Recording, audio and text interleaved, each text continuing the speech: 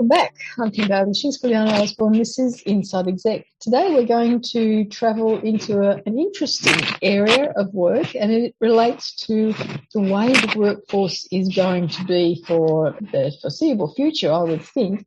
And it's about how we no longer have the hybrid workforce as a concept. It is very much a reality. The last 2 years, we're recording this at the beginning of 2022.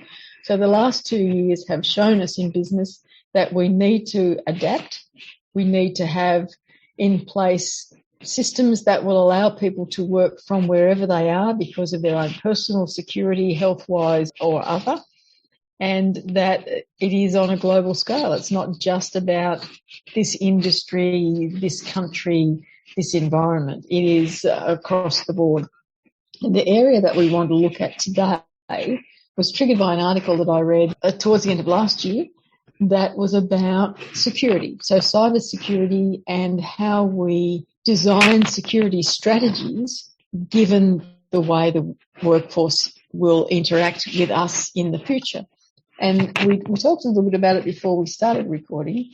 My concern, I guess, is that in our day, in the olden days, when you worked with paper on your desk, there were files, there were filing systems, and in our early years when we worked for the government, there were a section of files that were kept in a secure environment because they had ratings of general files or confidential files or highly confidential files or secret files or top secret files.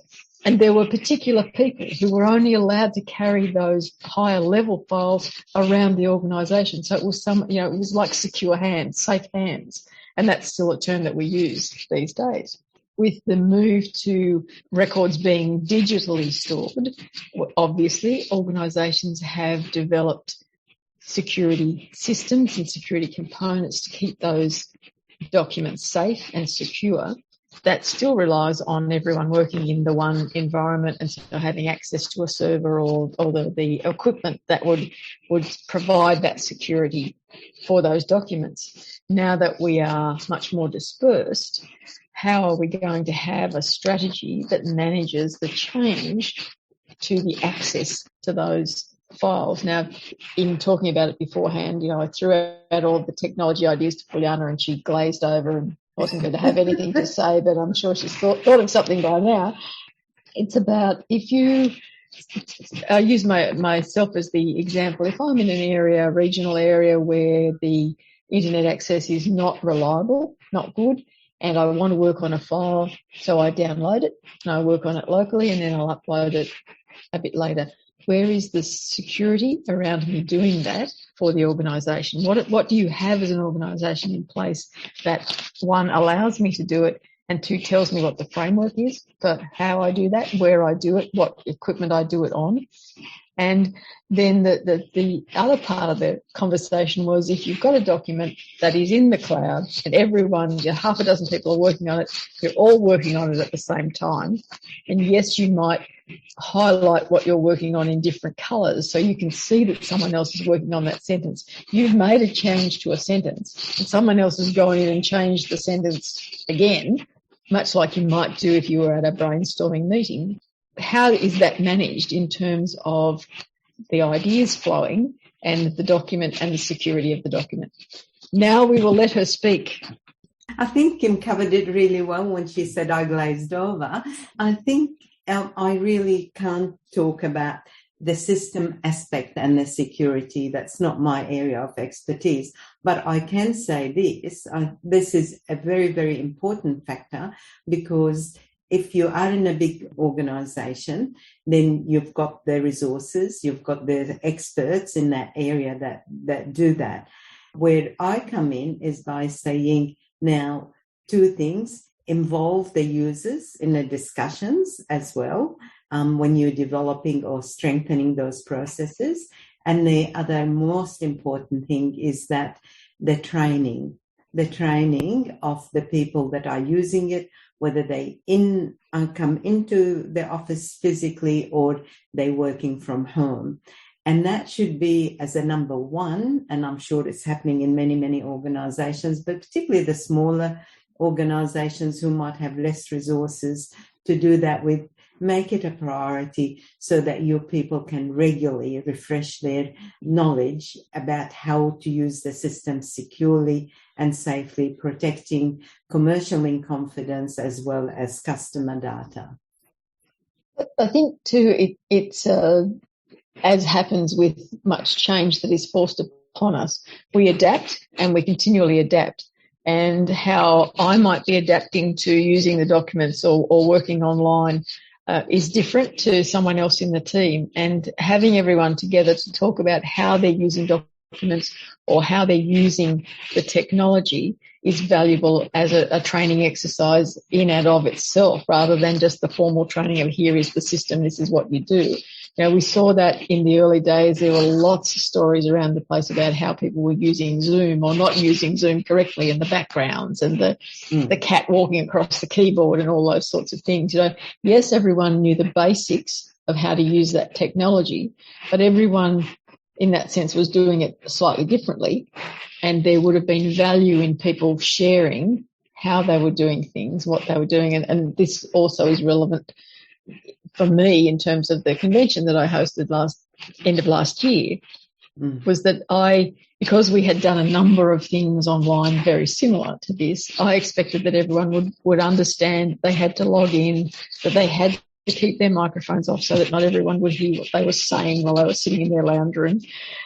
And I said it at the beginning of every session as well, but still that got washed over by people who would look at a screen and they would say, oh, what does that mean? Does share screen mean I can see everyone? And I'd be saying, no, don't press the share screen button, because that means that I will see your screen, not what I want to show you. And so as conversant as they might be with using the technology, they might not understand it all, and there might be some hint that someone else can give them or some way that someone else is doing it that helps.